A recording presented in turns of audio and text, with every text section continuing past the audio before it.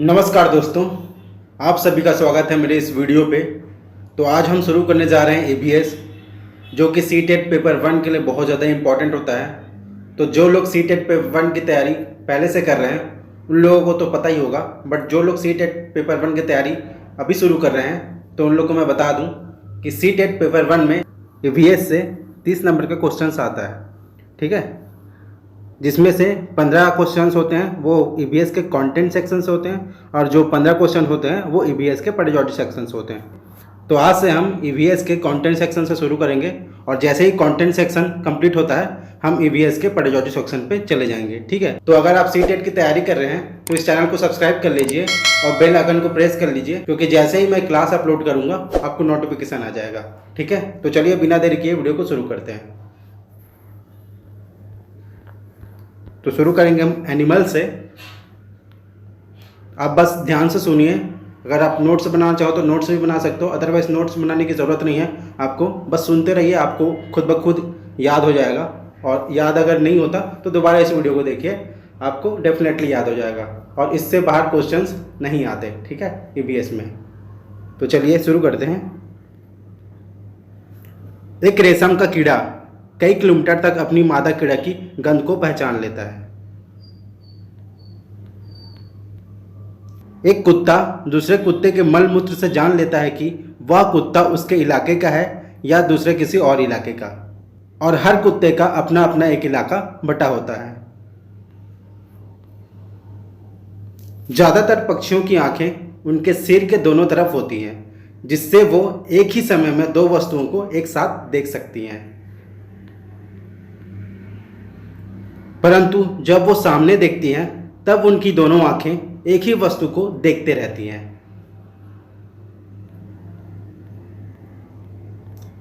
ज़्यादातर पक्षियां अपनी आंखों की पुतलियों को नहीं हिला सकते, इसलिए वे अपनी आसपास की वस्तुओं को देखने के लिए अपनी गर्दन को घुमाते हैं, ठीक है।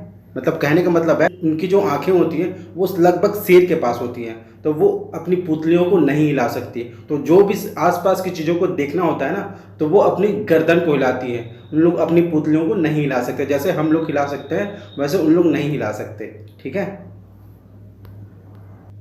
जब पक्षी सामने की ओर देखती है तो वह एक ही वस्तु को देखती है, इसलिए वह अपने स्थान से उस वस्तु की सही दूरी का एहसास कर लेती है। जब पक्षी अपने अगल बगल की वस्तुओं को देखती है तब वे एक ही समय में दो वस्तुओं को देखते रहती है, इसलिए पक्षी को अपने स्थान से उस वस्तु की दूरी उस वस्तु की वास्तविक दूरी से कुछ ज़्यादा लगती है। कहने का मतलब है कि जब पक्षी सामने की ओर देखती है तो क्या होता है कि वो एक ही वस्तु को देखते रहती है, ठीक है, मतलब उसकी दोनों आंखें एक ही वस्तु को देखती है, तो वो उस वस्तु की सही दूरी का माप लगा लेती है। लेकिन जब वो आसपास की वस्तुओं को देखती है ना, तो वो एक ही समय में दो वस्तुओं को देखते रहती है, तो वो उस वस्तुओं की सही दूरी का एहसास नहीं कर पाती और उनको वो वस्तु उनके वास्तविक दूरी से कुछ ज़्यादा लगती है, ठीक है। चील, बाज तथा गिद्ध जैसे पक्षियां हम इंसानों से लगभग 4 गुना ज़्यादा देख सकती हैं। मैना एक ऐसी पक्षी है जो झटके से अपने गर्दन को आगे पीछे कर सकती है, ठीक है। मतलब हमको पता है कि सारी पक्षियां अपनी गर्दन को आगे पीछे नहीं कर सकती, ठीक है, लेकिन मैना एक इकलौती पक्षी है जो अपनी गर्दन को आगे पीछे झटके से कर सकती है। और इससे बहुत ज़्यादा क्वेश्चंस आते हैं, प्रीवियस ईयर के क्वेश्चंस आप उठाकर देखोगे ईवीएस के, ये क्वेश्चन लगभग हर एक एग्जाम में आया हुआ है। तो जब भी आप देखोगे ऑप्शन में तो मैना आपको दिया मिलेगा कि ऐसे कोई पक्षी जो अपने गर्दन को झटके से आगे पीछे कर सकती है, तो आप बिना सोचे समझे मैना को टिक कर देना, ठीक है। यह पाया गया है कि सभी जानवर सभी रंगों को नहीं देख सकते हैं। आमतौर पर जो जानवर दिन में जगते हैं वे कुछ रंग देख भी लेते हैं, परंतु जो जानवर केवल रात में जगते हैं वे केवल काला और सफ़ेद रंग ही देख पाते हैं। जैसा कि देख सकते हो चित्र में दिया गया है, सांपों के बाहरी कान नहीं होते हैं, वे जमीन के कंपनों से ही सुन पाते हैं। देखोगे सांप होते हैं उन लोग की कानें नहीं होती, ठीक है, कान नहीं होते उन लोग के। जमीन में जो भी आभास होता है उन्हीं को वो कंपन के द्वारा, जो जमीन में हम चलते हैं या गाड़ियां आती हैं तो जमीन हिलता है, कुछ हद तक, ठीक है। तो क्या होता है ना, उन्हीं कंपनियों से वो जान लेती हैं कि उनके आसपास चीज़ें क्या हैं, ठीक है। जैसे कोई शिकार को भी अगर शिकार करना हो तो वो उनके कंपन से जान लेती है कि ये शिकार कितनी दूरी पे है, ठीक है, और उस तरीके से वो उस तक पहुंचती है। तो उनके कान नहीं होते बेसिकली, और उन लोग कंपन के द्वारा अपनी चीज़ों, आसपास में चल रही चीज़ों को जान लेती हैं, ठीक है। तो उसी को दिया गया है कि सांपों के बाहरी कान नहीं होते हैं, वे जमीन के कंपनों से ही सुन पाते हैं। जंगल में ऊंचे पेड़ में बैठा लंगूर अपनी आने वाली खतरे को, जैसे शेर, चीता इत्यादि को देखकर एक खास तरह की आवाज़ें निकालकर अपने साथियों को संकेत देता है। आप जैसे जंगल वगैरह में जाओगे या कहीं आसपास देखोगे, जब आप बंदर के आसपास जाओगे ना, तो वो ची ची करके कुछ आवाज़ें करके निकालता है। तो वो बेसिकली अपने साथियों को बताते रहता है कि खतरा है आसपास, ठीक है। आप जाओगे तो ची ची करके बहुत सारे बंदर चिल्लाने लग जाते हैं, तो ये उसी की बात कर रहा है। उसी तरह पक्षी भी खतरा देख अपने साथियों को आवाज़ें लगाते हैं। कुछ पक्षियां जमीन में आने वाले खतरों के लिए अलग आवाज़ और आसमान में आने वाले खतरों के लिए अलग आवाज़ें निकालती हैं, ठीक है। इस बात को याद रखना कि कुछ पक्षियां जमीन में आने वाली खतरों के लिए अलग आवाज़ निकालती हैं और आसमान में आने वाली खतरों के लिए अलग आवाज़ निकालती हैं, ठीक है। मछलियां आने वाली खतरों की सूचना अपने साथियों को बिजली तरंगों द्वारा देती है। कुछ जानवर तूफान या भूकंप आने से पहले अजीब हरकतें करने लग जाते हैं, और जो लोग जानवरों की इस हरकतों के बारे में जानते हैं वे लोग जान लेते हैं कि भूकंप या तूफान आने वाला है। एक घटनाक्रम के बारे में देखते हैं। सन 2004 दिसंबर में आए सुनामी से कुछ समय पहले जानवरों के अजीब व्यवहार और उनके द्वारा दी गई चेतावनी भरी आवाज़ों को अंडमान की एक खास आदिवासी जाति समझ गई। उन्होंने वह इलाका खाली कर दिया। इस प्रकार इस जाति के लोग सुनामी के कहर से अपनी जान बचा पाए। तो इस घटनाक्रम को भी याद रखना, क्योंकि इससे पेपर में क्वेश्चंस आते हैं कि सन 2004 दिसंबर में अंडमान के आदिवासी प्रजातियों ने वहां के जानवरों के हरकतों को देखकर पहले से ही अंदाज़ा लगा लिया था कि सुनामी आने वाली है, जिससे वो इलाके खाली कर दिए और उन लोग की जान बच गई, ठीक है। डॉल्फिन भी अलग अलग तरह की आवाज़ें निकालती हैं और अपने साथियों को सूचना देती हैं।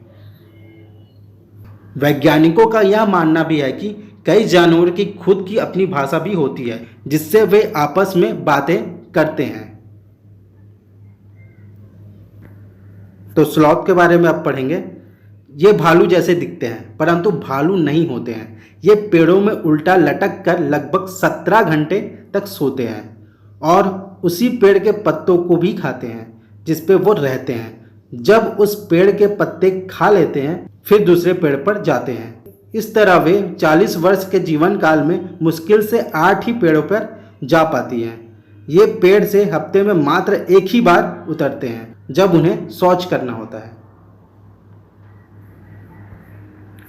गाय एक दिन में मात्र 4 घंटे ही सोती हैं। अजगर लगभग 18 घंटे सोते हैं। जिराफ मात्र 2 घंटे ही सोता है और बिल्ली लगभग 12 घंटे सोते हैं। छिपकलियां गर्मियों के दिनों में अधिक परंतु सर्दियों के दिनों में कम दिखाई पड़ती हैं, क्योंकि छिपकलियों के शरीर की में गर्मी नहीं पाई जाती। इसका कारण उनका खून ठंडा होना होता है। तो आपने देखा होगा कि हमारे शरीर का जो खून होता है वो गर्म होता है। कभी टच किया होगा, कभी कुछ कटा होगा तो आपने टच करके देखा होगा, तो आपको पता चला होगा कि हमारा जो शरीर का खून है वो क्या होता है, गर्म होता है। लेकिन जो छिपकलियाँ होती हैं उनका खून ठंडा होता है। इसलिए क्या होता है कि सर्दियों के दिनों में हमें छिपकलियाँ कम दिखाई पड़ती हैं, क्योंकि वो अपने बिल में रहना पसंद करती हैं, और गर्मियों के दिनों में कुछ ज़्यादा दिखाई देती हैं, ठीक है। तो इसी बात को बोला गया है कि गर्मियों के दिनों में अधिक परंतु सर्दियों के दिनों में कम दिखाई पड़ती हैं छिपकलियाँ, क्योंकि छिपकलियों के शरीर में गर्मी नहीं पाई जाती। इसका कारण है खून का ठंडा होना, उनके खून का ठंडा होना। इसलिए सर्दियों के दिनों में छिपकलियाँ अपने बिल में रहना पसंद करती। तो आइए चलिए आगे हम बाघ के बारे में देखते हैं। बाघ अंधेरों में इंसानों से लगभग 6 गुना ज़्यादा देख सकते हैं। बाघ अपना इलाका अपने मूत्र द्वारा चिन्हित करते हैं। यह इलाका कई किलोमीटर तक हो सकती है तथा किसी दूसरे बाघ का इलाका उसके मूत्र द्वारा पहचान लेते हैं, ठीक है। कुत्तों में भी हम लोगों ने यही देखा था कि वो अपने इलाका मूत्र द्वारा चिन्हित करते हैं, और दूसरे इलाके का जब कुत्ता उनके इलाके में आता है और उनके मूत्र को जब लोग सूंघते हैं तो पता कर लेते हैं कि ये अपने इलाके का कुत्ता नहीं है। ठीक है, तो उसी तरीके से बाघों में भी ये पाया जाता है कि वो अपना इलाका मूत्र द्वारा चिन्हित करते हैं और दूसरे इलाके का जो भी बाघ होता है, मतलब दूसरे इलाके में जब बाघ जाते हैं तो उनके मूत्र द्वारा जान लेते हैं कि ये इलाका दूसरे बाघ का है। ठीक है, बाघ हवा से हिलने वाले पत्तों तथा शिकार द्वारा हिलने वाले झाड़ियों के बीच आसानी से अंतर बता सकते हैं। उनके कान अलग अलग दिशाओं से आने वाली आवाज़ों को सुनने के लिए बहुत ज़्यादा घूम सकते हैं। बाघ हवा से कंपन करती हुई अपने मूंछ की स्थिति से ही अपने शिकार का पता लगा लेती है, जिससे उसे अंधेरे में भी रास्ता ढूंढने में मदद मिलती है। ये भी बहुत मज़ेदार बात है कि बाघ जो होता है वो अपने मूंछ की स्थिति, मतलब अगर उसका मूंछ थोड़ा सा भी हिलता है आसपास तो वो पता लगा लेता है कि शिकार कैसा है, कहाँ पर है। ठीक है, तो ये बहुत मज़ेदार बात है बाघ की। बाघ मौके के अनुसार अलग अलग आवाज़ें निकाल लेती हैं। जब गुस्से में हो तो अलग आवाज़, जब बाघिन को बुलाना हो तो अलग आवाज़ तथा गुर्राना हो तो अलग आवाज़। जब कोई भी शेर गुर्राता हो तो उसकी आवाज़ें 3 किलोमीटर दूर तक सुनाई पड़ती है। ये भी बहुत ही मज़ेदार बात है कि जब वो गुर्राता है तो लगभग 3 किलोमीटर तक उसकी आवाज़ें गूंजती है। और बुलाने का भी अंदाज़ अलग है कि बाघिन को बुलाना हो तो अलग आवाज़, गुर्राना हो तो अलग आवाज़, और जब गुस्से में हो तो अलग आवाज़। तो जो इस चीज़ को जानता होगा ना, मतलब जो बाघ को अच्छे से जानता होगा, उनकी हरकतों को जानता होगा, तो वो ये सारी चीज़ों को भाप लेता होगा। लेकिन ये बाघ के बहुत ही मज़ेदार चीज़ें पता चली आज। तो ये सारी चीज़ें आप याद रखना, क्योंकि पेपर में इससे क्वेश्चंस आते हैं। तो चलिए आगे हम स्नैक्स के बारे में पढ़ेंगे, सांपों के बारे में। जो सांपों को अपने धुन में नचा सकते हैं उन्हें कालबेलिया कहा जाता है। तो याद रखना, जो सांपों को अपने धुन में नचा सकते हैं तो हम उसको बिन बजाने वाला बोलते हैं ना, तो उसी को बोला जाता है कालबेलिया। ठीक है, इस चित्र को याद रखो। ये जो है नागगुम्फन बोलते हैं इसे। यह एक तरह का रंगोली, कढ़ाई या दीवारों पर सजाने वाला बनावट डिजाइन होता है। ठीक है, नागपंचमी वगैरह में देखो होगे आप कि नागों का जो चित्र बनाया जाता है, रंगोली बनाई जाती है, तो वो उसी की बात है कि नागगुम्फन उसी को बोला जाता है ना। रंगोली वगैरह में आपने देखा होगा इसे, भले पहचानते ना हो बट देखा होगा आप लोगों ने, जिसका प्रयोग सौराष्ट्र, गुजरात या दक्षिण भारत में किया जाता है। तो इन जगहों को भी अच्छे से याद रखना, क्योंकि पेपर में क्वेश्चंस आते हैं। और इस नागगुम्फन को भी याद रखना कि क्या होता है, वो एक तरह का रंगोली होता है, कढ़ाई होता है या दीवारों पर सजाने वाला डिजाइन होता है। ठीक है, कालबेलिया अपने सांपों को बांस की टोकरी में रखते हैं। ये भी आप लोगों ने अच्छे से देखा होगा, गांव वगैरह में या फिर आपके सिटीज़ वगैरह में आते हैं बीन लेकर, दान वान मांगने के लिए आते हैं ना, कि सांप दिखाते रहते हैं और 1-2 रुपये मांगते हैं, मतलब अपने इच्छा अनुसार मांगते रहते हैं। तो देखे होंगे कि बांस की जो टोकरी होती है उसमें रखते हैं उसे, क्योंकि उसमें हवा भी आते रहता है और सांप भी अच्छे से रहता है। कालबेलिया अपने साथ टिन का डब्बा भी रखते हैं, जिसमें वो कई रोगों का दवाई रखते हैं, और ये जड़ी बूटियां वो जंगल से इकट्ठा करते हैं। कालबेलिया सांपों को अपनी बेटियों की शादी में तोहफे के रूप में देते हैं। तो इस बात को भी याद रखना कि कालबेलिया जो होते हैं वो अपनी बेटियों की शादी में सांपों को तोहफे के रूप में देते हैं। ठीक है, कालबेलिया नाच में सांप जैसी मुद्राएं होती हैं। बिन पार्टी बाजा, बिन पार्टी कालबेलियों का समूह होता है, जहां सभी मिलकर बिन, तुम्बा, खंजरी और ढोल बजाते हैं, जिसमें तुम्बा और खंजरी सूखी लौकी अर्थात लकड़ी से बनाई जाते हैं। ठीक है, तो इस बात को याद रखना कि बिन पार्टी में कौन कौन से वाद्य यंत्र का उपयोग किया जाता है और कौन बजाता है। ठीक है, तो बिन पार्टी बाजा क्या होता है, कालबेलियों का समूह होता है, और उसमें कौन कौन सा वाद्य यंत्र यूज किया जाता है, वो है बिन, तुम्बा, खंजरी और ढोल। ठीक है, जिसमें से बिन, तुम्बा और खंजरी सूखी लकड़ी से बनते हैं। ठीक है, तो इस बात को याद रखना। बस ढोल नहीं बनता, बाकी ये तीनों के तीनों बिन, तुम्बा और खंजरी सूखी लकड़ी से बनते हैं। ठीक है, तो इस बात को याद रखना। ज़्यादातर सांप जहरीले नहीं होते हैं। हमारे देश में केवल 4 तरह के सांप ही जहरीले होते हैं।